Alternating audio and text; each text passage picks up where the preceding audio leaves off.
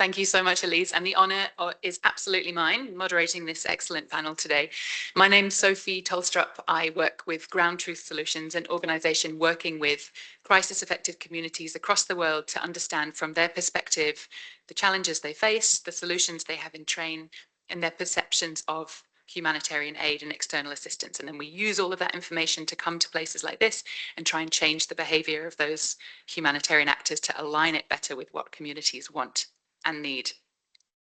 Society leaders from 4 different countries around the world. So first, Faiza Al-Tamimi is the chairwoman of the Nahda Makers Association in Yemen. Faiza is a Chevening scholar, a member of the humanitarian country team, the advocacy working group and the humanitarian working group, and she previously served as education cluster lead at Save the Children. She continues to advocate for locally led action and stronger roles for national NGOs in humanitarian and development systems. And I'm also told that she potentially holds the prize for most panels that anyone is doing this week at HNPW. So we'll unfortunately have to leave us an hour from now. So Faiza, I'll turn to you first.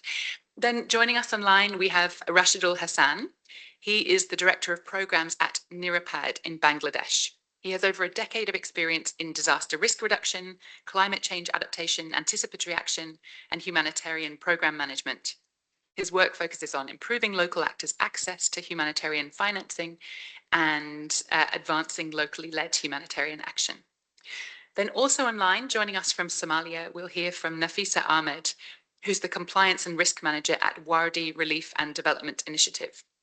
Nafisa has worked for the last 16 years in humanitarian action, both in South Sudan and in Somalia, and she has an academic background in project planning and business management. And then last, but by no means least, back here in the room, we'll hear from Dr. De Joseph Kakisingi, who's the president of CONAFOD in the Democratic Republic of Congo. CONAFOD is a network of more than 500 local and national actors with the aim of strengthening the voice, representativeness, and influence of local actors in humanitarian decision-making. Dr. Kakisingi is a gynecologist as well as a humanitarian leader, and he works with displaced people, survivors of sexual violence, and victims of disasters. As well as his network leadership role, he's also the country director of SAD, an NGO created for children and women displaced by war in South Kivu. So you have the exact right group of people to unpack these questions. Very, very briefly, before I turn to the panel, I wanted to share a few quick observations from Ground Truth Solutions work this year on the emerging picture for local and community-based organizations in the countries we work. So first, while this squeeze in budgets has led international actors to rely more heavily on local actors for access, for communication, for distribution, local actors talk about a transfer of activities without a transfer of decision-making power. Civil society representatives we work with in Ukraine talked about how donors write the rules of the game, within which there is very little wiggle room to adapt activities to what they see and what communities tell them they need. As one of our partners put it, it's outsourcing, it's not localization. So interested to hear whether people on the panel agree with that. Second, some local actors said that funding cuts had increased competition between them and international actors, with international actors trying to move back into roles that they had previously stepped back from, mostly around delivery. Third, local actors called really clearly for a different kind of partnership with international organizations, with each playing the role that they're best set up to play.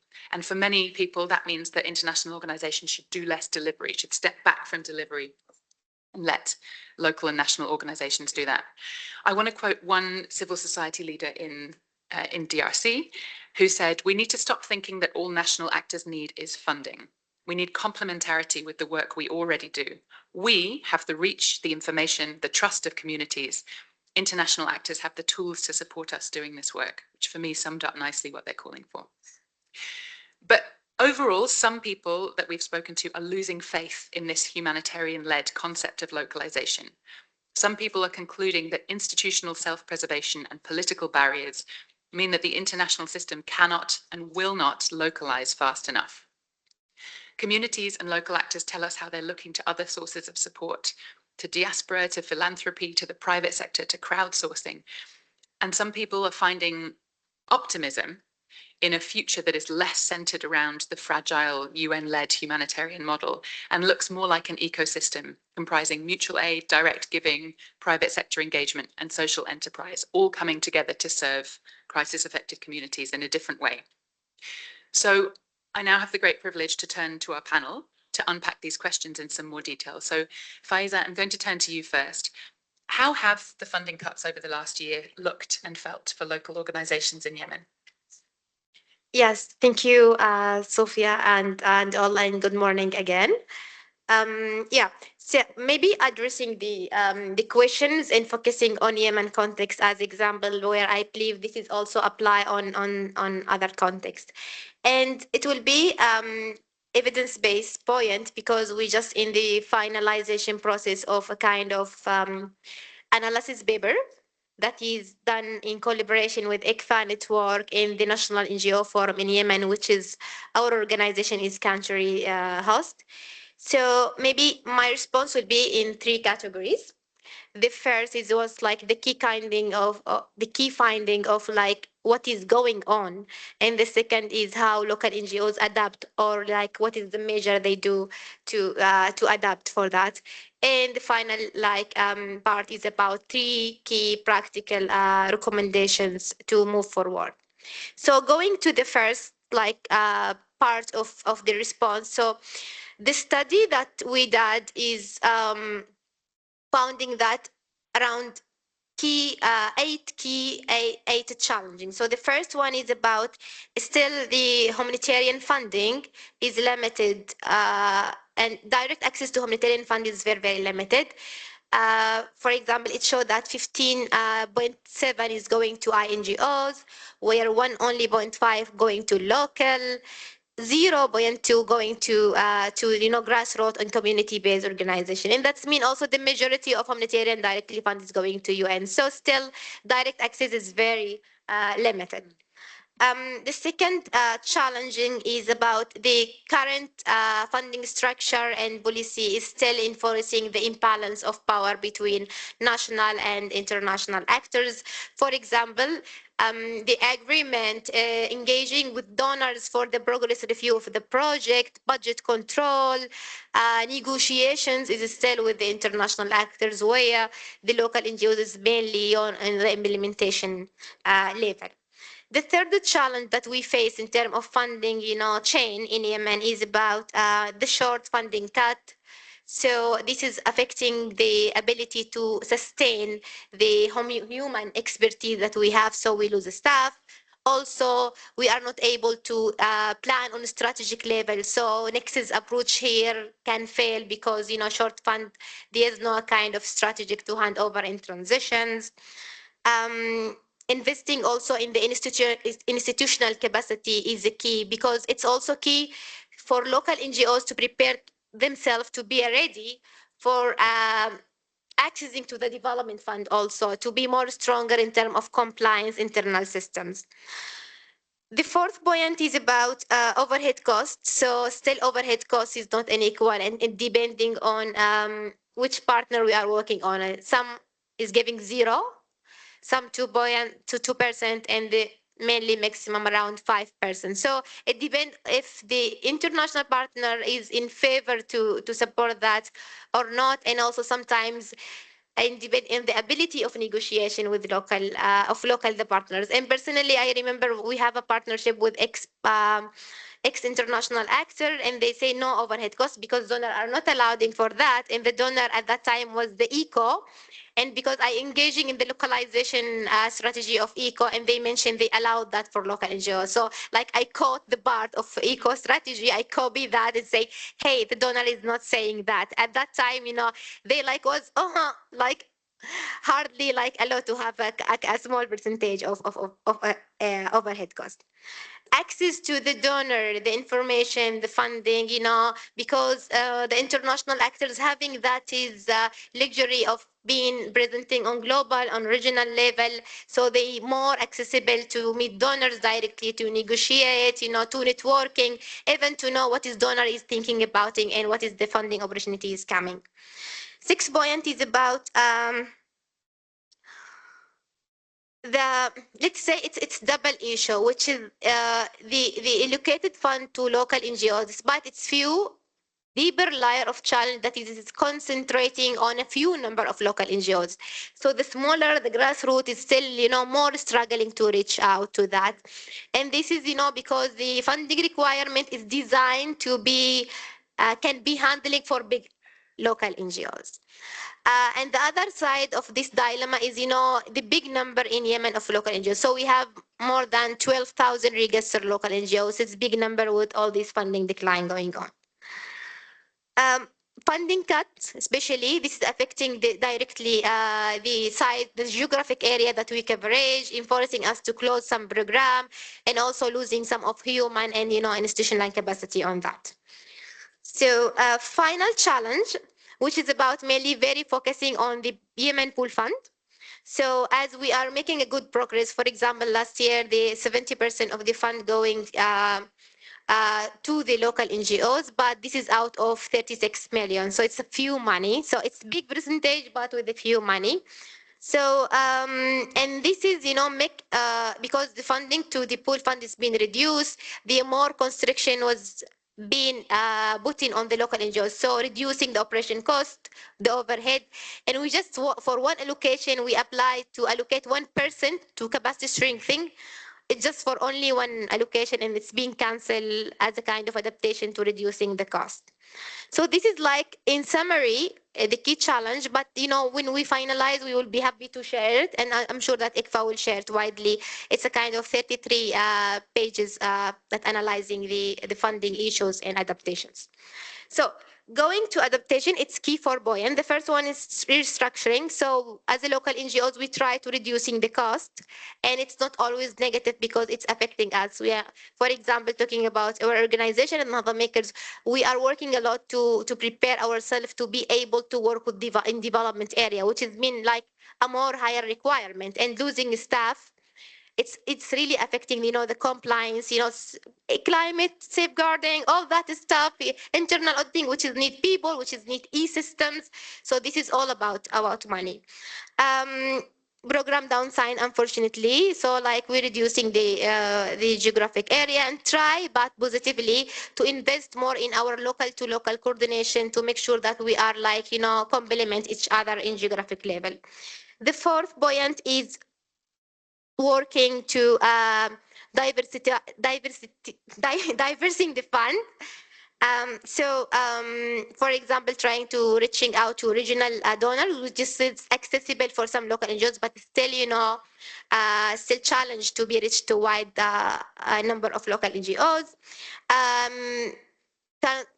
Thinking about some of traditional or let's say traditional local funds. For example, in Islam we have zakah, waqf, which is money taken from private sectors, and we can see how we can figure out and like having this kind of partnership with private sectors and applying the social responsibility approach rather than private sector establishing civil society and compete with local NGOs, because in this way we're going to lose our neutrality. The fourth buoyant is about we are now as a local NGOs starting discussion even with donors, that is we need to have a kind of social enterprise where local NGOs having designing and developing a project that provide delivery for a service for people, but also there is a kind of income, so we can have a kind of independent income that is at least we survive whenever we under such situations. Collective funding approach, so consortia. I would like to provide example here, the Dutch Relief Alliance. They are now like, we was competing with 7 countries, and Yemen was succeed to piloting a kind of innovative funding approach where we have a consortium of 4 local NGOs, 2 considered big local, 2 small, so to be integrated, and having direct funds from the Embassy of Netherlands.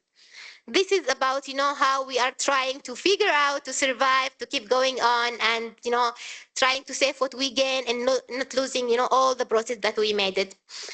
Coming to the final part, which is about what is need to be done.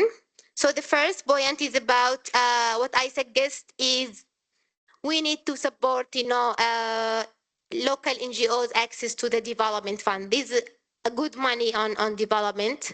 I just was in a sessions. I know it's somehow old. It's about 2017, and it was mentioned that is total humanitarian fund is 4% in the globe, where like around 96 is going to another type of fund, which is mostly development area. And we are competing in the few money, while like there's a kind of a lot of resource. And personally, I was noticing some grants coming to Yemen in climate, in other development area, and it's back to donors because no one was qualified to apply for it. So it's a kind of doing homework to go through from the conference zone to work more. And here, even the capacity strengthening initiative should focus to prepare local NGOs to meet the requirements of the development fund, and also raising the advocacy to adjust the funding policy to be more friendly and accessible to local NGOs. Second point is, I would agree with someone mentioning that is money is not everything. So if we're talking about localization or leading the system, leading the development, it's not, money is not the first point. Decision making is the first point.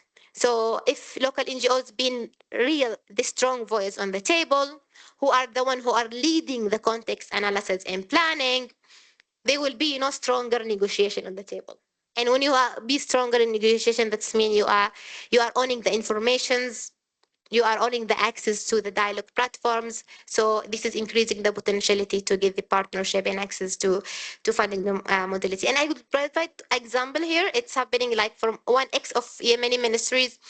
It was a partnership with one of agencies, and they like developing a kind of ministry strategic plan. And the funny thing that is this agency contracting with international company, and they developed the Yemeni ministry strategy outside Yemen by themselves. And hey, this is not local lead planning. So this is how like you didn't really invest in the system in reality. So real investing in local analysis and also planning. Final point for this session is about real application of risk sharing approaches. Still now, in terms of risk management, we are like between either risk transformations, such what is happening in Yemen, when now UN suspend their operation in northern area. So they say we're depending on NGOs and local NGOs. So this is a kind of risk in transformation rather than strategic investment, because it was like happening suddenly, no proper and responsible and long-term transition phases. And risk avoiding, which is mainly coming from donor perspective, they avoid to take the risk to creating a new modality of funding that is dealing with local NGOs. So we need to have a kind of risk sharing instead of avoiding or transferring. And practically in that point, maybe one of the points we keep advocating for is we need to have a kind of equitable partnership framework that's been signed per country. So like it's defining the rules, the rights very clearly of the partnership, either local and NGOs. So it's not depending on the interest of international partners, are they supporting localization or not, but it's be like clear commitment, so everyone is committed to do. Thank you for listening. I hope like I made myself clear and very practical as much as I can, and thank you. Thank you so much. I love the idea of agreeing the rules of the game, agreeing what equitable partnership looks like together, and then holding people to it. I'm really looking forward to seeing that report. I hope you can share it with all of us once it's out. Thank you so much. We're going to turn online now to Rached and Rushan. And I would love to understand from your perspective how these funding cuts have looked from the perspective of local organizations in Bangladesh, and what strategies you have in place to adapt, thrive, and look elsewhere for funding. So I think you're going to share some PowerPoint slides onto the screen. Thank you. We can see them. Great, thank you. Thank you very much, and welcome to our presentation. And double R is one. I will Roshan. I will present this first part, and the next part is going to be present by the Rashid. So 2R is going to be present for these sessions. And welcome to our presentation. And our title is Chronic and Shock Understanding and the Role of Networks to Adapt Evidence from Bangladesh. So this is a joint collaboration of our 4 networks, is including IGBA, NAHAB, Nirapod, and also Localization Technical Working Group. and which is funded by Hilton Foundation. The next one, please. The evidence we created from our scoping humanitarian funding ecosystems and also capacity mapping and capacity development roadmap, where we found that humanitarian climate funding flow analysis for the last 6 years, funding landscape survey with NAHAB, NIRAPOD, and LTWG members, which is about 60 local and national actors. We have done 46 FGDs of our members. We have done inclusive key informant interview with 5 NGOs and UN representatives, and finally final validation with 15 local and national actors. Next one, please. So the context from where we can come from this gaps analysis, we have 8 major disasters, including 2 cyclones and 6 major floods happened in the last 6 years and affected 44.5 million people in our country. And we have seen that we have required a humanitarian requirement about 291 million USD, and we have received only 102 millions USD. So we have found that 65% of funding gaps. That's why we have the quotation that Bangladesh is responding to repeated crisis with chronic underfunding. Next one, please.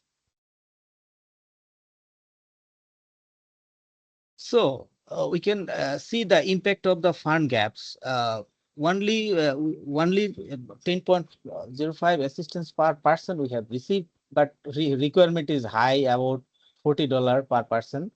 And 55% of the NGO received less funding in 2022 and 2024. And globally, we seen that USAID fund cuts have impacted in Bangladesh about 8.4 million of our people in 35 districts out of 64 districts in Bangladesh. Average direct funding to local and national actors less than 40%, and average ICR cost for the local and national actors average 4%. So that's why we are coming that humanitarian space is shrinking while needs are rising. The next one, please, Rashid Bhai. The consequences of the chronic underfunding is very little investment in institutional development, fragile organization foundations, and limited mobility to access diversified donor funds, mobilize domestic resources, retain qualified staffs, and strengthen systems. That is, we have seen the consequences for this chronic underfunding. Next one, please.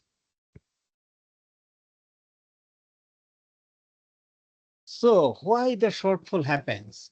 3 systematic reasons we have identified that reduce donors priority for Bangladesh. Challenges is donor facing institutional readiness and donor diversification. And the last one is the underutilization of domestic resources mobilization.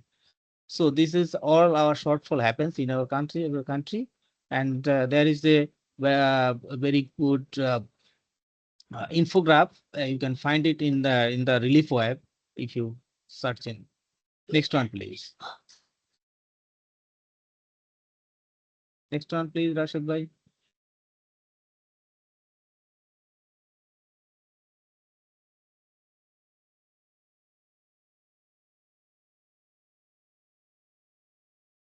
We lost the connection.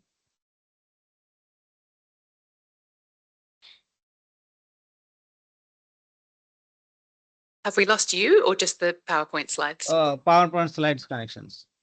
So I just I'm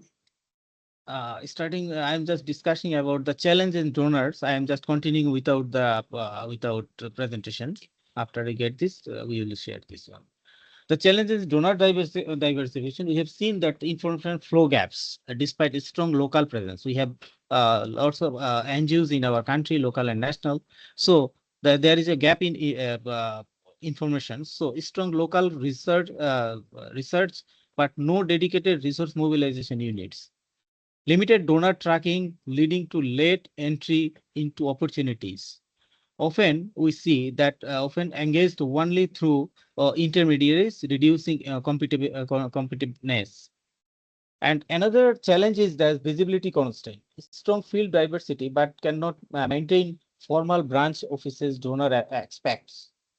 Occasional and understatement of coverage affected credibility, hard to retain skill staff under short-term funding. Governance system exists, but implementation varies due to resource limitation. So local and national actors appears less reliable even when operationally strong. We have seen other challenges like knowledge and data management, strong local insights, limited systems. Also see local and national actors contribute meaningfully in coordination spaces, but lack structured mechanism to present evidence. Often rely on guidance from larger partners due to limited institutional support. Also see data system exist, but need upgradation to produce strong proposals and evidence. We have seen another challenge is manager governance and accountability. Foundation exists, need strengthen. Policy exist, but are limitedly used. Quality control varies because systems remains under resource. We have seen that's why we are thinking about that local and national actors are not hiding, they are under invested. Rashid, can you change the slide? The next one. Next one. So this is my last slide. Challenges in domestic resource mobilization. Limited local level crowdfunding. It's no experience with crowdfunding or diaspora fundraising. No staff for local fundraising, and also see private sector crowdfunding from platforms exist, but local and national actors are not connected. We have seen several social enterprise models are expensive. Models used by large NGOs require heavy upfront investment. CSR access. So we have seen this inconsistent CSR budget control centrally, but by corporate headquarter level, NGOs have no entry. So domestic funding channels exist but are unused. I am shifting I am hand over to the next slide to my colleague Rashid. Over to you, Rashid bhai.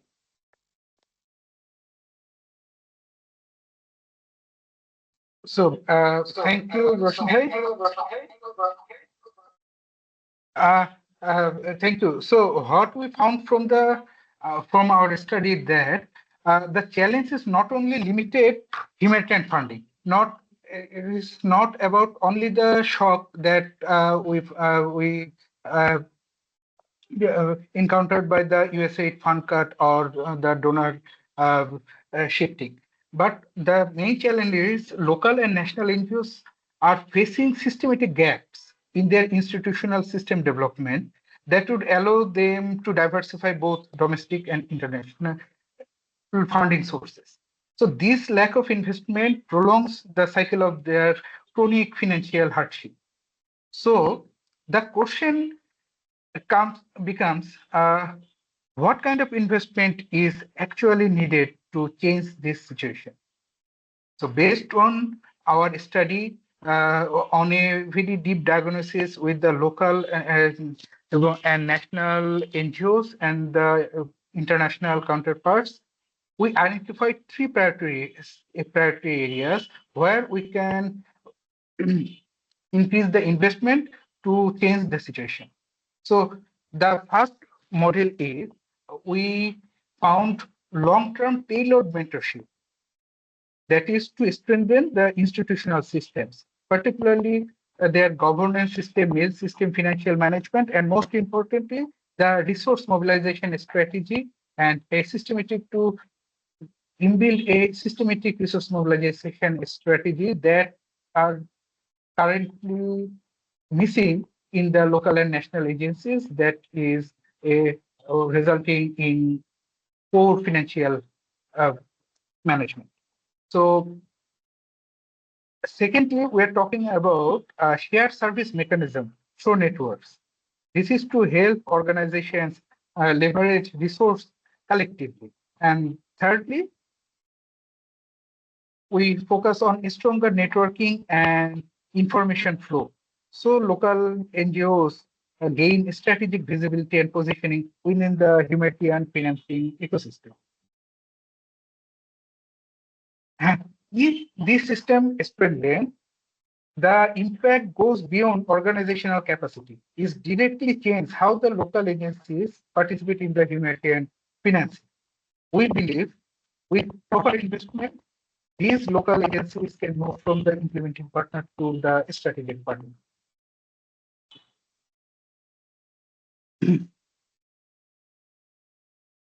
Sorry, is the slides got changed?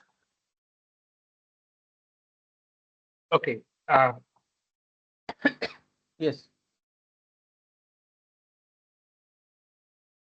So the issue in Bangladesh is not that local agencies lack capacity, but in our diagnosis, it's evident that without investment in their institutional system, their long-term sustainability is at risk.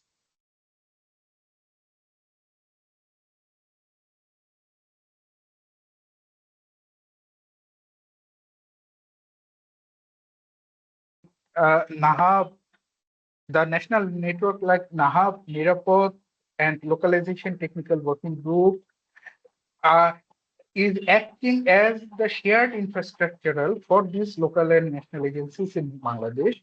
So we are working to reduce the donor risk by pooling technical capacity, strengthening institutional systems, and brokering partnership to increase the visibility of our member organizations. So we believe with sustainable investment, these networks like NAV, Nirapod, and Localization Technical Working Group can help the local and national agencies fully realize their leadership role in the humanitarian response. So here we're seeing a brief of these three networks who are working on this particular initiative and the study. So you're seeing the Localization Technical Working Group, NAHAB, that is National Alliance for Humanitarian Actors in Bangladesh, and Nirapod, another national. These three networks is providing this support to the local and national agencies. With the support, we are thankful to IGVA and Hilton Foundation for their support. So thank you so much for your interest and patience. I think the time is very short to describe all the things elaborately, but we'll be happy to respond any of your question in the plenary session, and we'll request IGVA to share the study report widely. And please, if you feel interest to reach out for more information, you can reach out us with this information. So thank you from our side from Bangladesh. Thank you so much. Sophie, over to you. Thank you very much. Very clear, despite the technical hiccup in the middle, we got all of that information and it was very, very clear. I love how you've presented this as an investment case. That phrase, local and national actors are not high risk, they're underinvested, will stay with me. On a panel yesterday, I heard a colleague who was in the room here earlier talk about how donors use risk as a bit of a smokescreen when they don't want to do something, and that really resonated in the words that you shared with us today. So thank you very much. Staying online, we're going to turn to Somalia and turn to Nafisa. So Nafisa, with international humanitarian aid drying up, can you talk to us a little bit about what other funding sources and mechanisms local NGOs in Somalia are exploring? So Nafisa, over to you.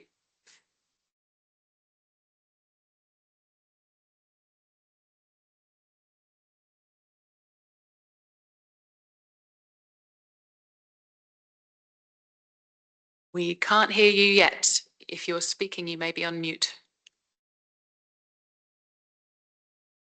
You can hear me now? Yes, we can. Yes, yes. Greetings to everyone in attendance. My name is Nafisa Ahmed.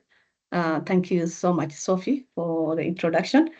I had power outage in the beginning. That is why I managed to dash in late. Apologies for that. To start with, I work for an organization called Wardi Relief and Development, who directly works with beneficiary communities and their representative to achieve sustainable humanitarian services and equitable socio-economic development that promote peace and justice. And concerning about your question, as you are aware, millions of people rely on humanitarian assistance each year for food security, health service, protection. So local NGOs are often the first responders, and we remain present in communities long after international actors leave. In terms of humanitarian funding, with the current situation, funding is getting fluctuated in the recent years due to global crisis and donor priorities is reduced, as is reducing funding levels. That actually create operational uncertainty for organizations delivering essential services.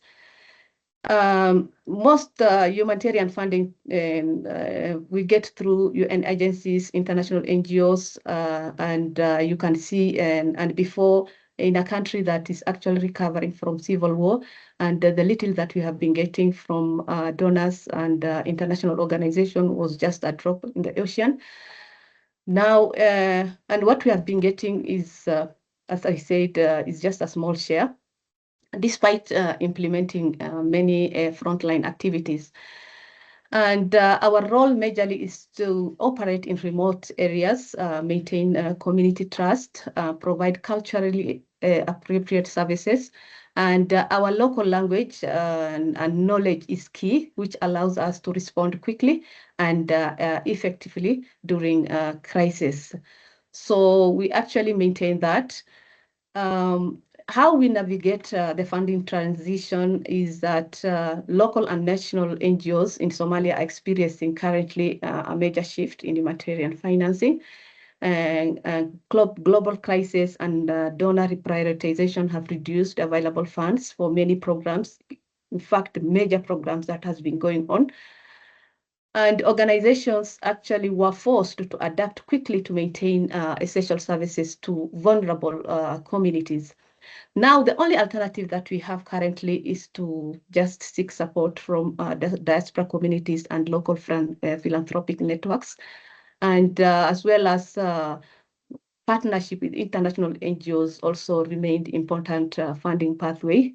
And this includes CARE, our strategic partner, Action Media, Caritas, NRC, and ACF. They have been playing a role in making sure that the communities that are in dire need are reached out to and providing some emergency services.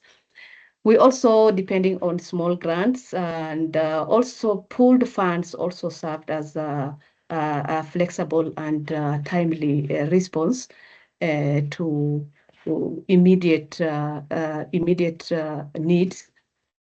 And the collaborative proposals also helped us, and we kind of joined together, write proposals together so that at least we can actually try to reach out to the people in need. And one thing that we had actually adopted is just trying to change our programmatic approaches, redesigning to operate smaller budgets, our programs to operate with the smaller budgets that are available. We just maintain what is available and try to navigate around there. We decided to prioritize life-saving interventions and the community-led initiative. And we had put greater emphasis in integrated programming and cost-efficient delivery models. And Volunteers also played a major role, and we decided to approach volunteer networks to help out sustain community activities despite funding cuts. Local youth, we tried to also engage the local youth and community leaders to ensure that they contribute their time and skills to maintain services, because this also enhance community ownership. And this volunteerism actually strengthened community ownership as well. And that cannot actually replace sustainable funding. And the immediate effect that we had recently was that when the funding decreases, local NGOs, we had to face program cancellation. Staff had been laid off, and which actually affected our operational capacity, and as well as the smaller organizations which were particularly vulnerable to these financial shocks. And the lessons that we actually learned is that flexible and community trust were key strengths of the local and national organizations. And it actually enabled leadership faster and more culturally appropriate responses. And we had a stronger collaboration around the NGOs, which improved resilience during funding shocks. And there's a survey which indicated that program cuts reduces staff, delayed projects, and common impacts when funding declines across the humanitarian system. And the support that we normally had was we had actually increased direct funding to local, and in terms of increasing direct funding to local NGOs, we had flexible pooled funding mechanism accessible to us, like SHF. They were very helpful, and managing intercluster coordination as well. Invested in and what also donors can do actually, and international partners, is to make sure that they invest in institutional capacity and long-term partnership as well. Also, promoting localization is also key, and equitable decision-making within humanitarian system. Yeah, there's also the localization opportunity was also a key in this funding cuts. The current funding transition highlights the importance of localizations, empowering local organizations with resources and leadership roles that can create more sustainable and community-driven humanitarian response. What we recommend is that donors and international can strengthen Somali NGOs by increasing direct funding, investing in institutional capacity, and expanding flexible pooled funding mechanism. Yeah, and depending actually on external funding, many NGOs really relied on international funding from donors like UN agencies and international NGOs. Limited funding resources made it difficult to sustain operation during funding gaps. And our adaptation strategy was to actually survive funding reductions. Some NGOs relies on now the diaspora contributions, volunteer networks, and as well as partner with other civil society. And these strategies really helped us maintain limited operation, but cannot fully replace major grants, as I said earlier. And also local philanthropy and community fundraising remain limited due to economic hardship. As a result, alternative funding mechanisms often provide only short-term relief rather than a sustainable solution. Also, one thing that I need to mention is that private sectors also played a key role in making sure that urgent needs are addressed, and as part of their social responsibility. The key message is local and international NGOs remain essential to humanitarian response in Somalia. Strengthening the financial sustainability and leadership is critical for effective delivery. Now, to conclude, the future of humanitarian actions in Somalia depends stronger on stronger partnership with local actors and more sustainable financing models that prioritize community-based organization. That is it from my part, unless you have questions.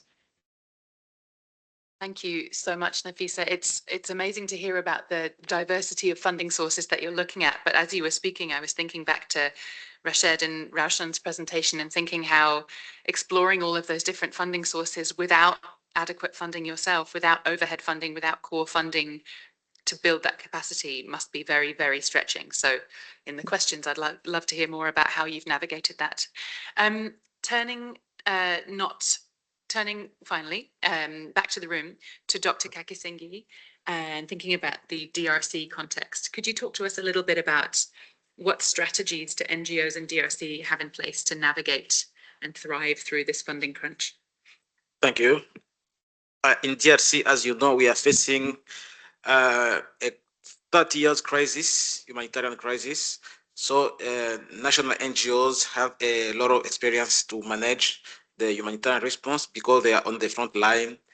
As you know, our country has a context very difficult according to the war and according to the insecurity.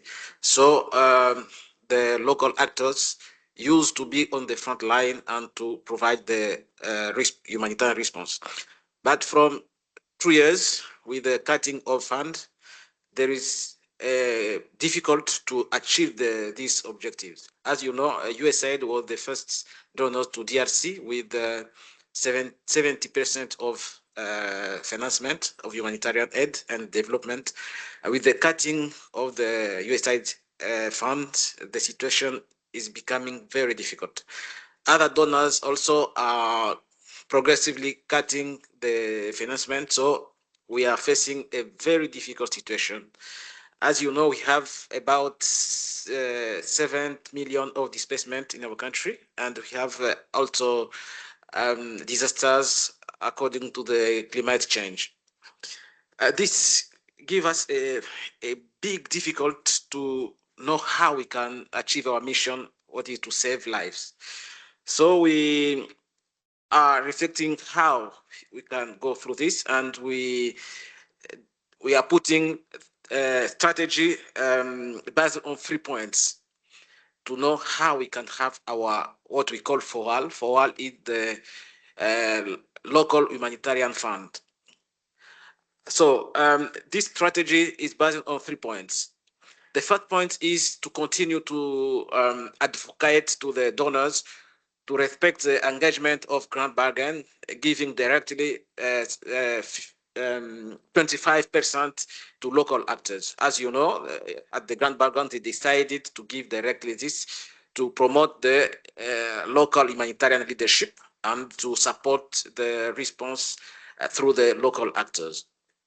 And for this, we negotiate with the major donors in DRC. Some of them are giving some sign that they can go through this.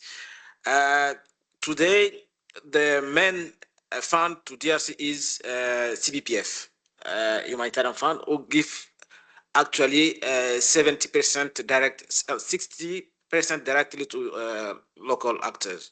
So this is the first one, but as you know, it's 10% of all funds arrive in DRC. So it's very small about all donors compared to all donors that they give to DRC. That is the first point to negotiate, to have this commitment and to give directly 25%. The second one is a very important and very interesting. We create what we call FOAL, Fund for Humanitarian, Local Humanitarian. This is a fund we decided to try to go to the private sector to bring them to contribute to this fund. So what is the strategy? The strategy is to go to them, to ask to them to give directly what they can do, because we see in the past, when there was some crisis, some local donors give up to 100 ton, some million. My friend speaks, yeah. 100 ton of food and another item, no food item, they give us to distribute to the people in need. So what this was one thing give us idea to try to go to them, to ask them to fund these initiatives and to bring a preposition fund we can use when there one crisis in the country. Not only for the private, but only for the company, mining company, which are exploring our resources in Congo, and the company will explore what explain also the forest. We ask them to bring some fund to this initiative, and we are speaking about 5,000, 5 pour 1000. 5 pour 1000%. 5 for 100. So we think with that fund we can have an important fund to local actors to facing for crisis in country. And the third point is the government. In our country, the government have a budget for the humanitarian, but that budget is not used. As you know, it's not clear where finish this money. So we are talking to the government to try to put this money really in the humanitarian response in two ways. One way is to contribute to the CBPF. This can encourage the other donor to see the country is doing something to contribute to the humanitarian response. And another part to the FOAL also, the local led fund. And how we are reflecting this, now we are working on a law in our country which can change something, because in our country we are working on the localization as the main possibility to give leadership to the local actors. And this law is try to put some commitment on ground bargain and some responsibility of government to bring the response, to be the first local actors to bring the response to the people needs and to support local actors. And this law, we try to put this commitment that the international companies can give up to 4,000 of their taxes to the FOAL, and this can bring money to have an alternative fund for the cutting fund for the international donors. So we think we can achieve this if we have support of not only in the country, but the support of all platforms, all network around the world. We can talk to the international companies coming in Congo that they can do more, giving some fund to the FOAL and supporting the humanitarian system, because as you know, the company, mineral companies, the forest companies are one of the causes of disasters of the climate change, and we can support that they are the author of the crisis. So they need to finance the solution to what they are creating. This is what we are doing in Congo. So what we waiting for you is the support of these ideas, talking to the international company, including World Bank. They can also support these initiatives, and together we can have an alternative to this cutting of financing to the global level. Sorry, I need to leave, but if you're interested in Yemen context study, I put some card in the table so you can take and email me. Thank you so much. Thank you so much.